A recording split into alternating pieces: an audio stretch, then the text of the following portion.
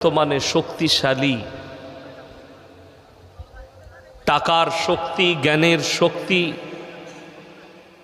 শারীরিক সামরিক শক্তি যাদেরকে তাকিয়ে দেখছেন, এগুলো আপনার ইসলামের ইতিহাস না জানার কারণে এদিকে শক্তিশালী মনে হচ্ছে। কোরআনে দুজন এমন জালিম বাদশার কথা আল্লাহ উল্লেখ করেছেন, বর্তমানে না সেরকম বাদশা এসছে, না কিয়ামত পর্যন্ত আসবে। একজন হচ্ছে ফেরাউন।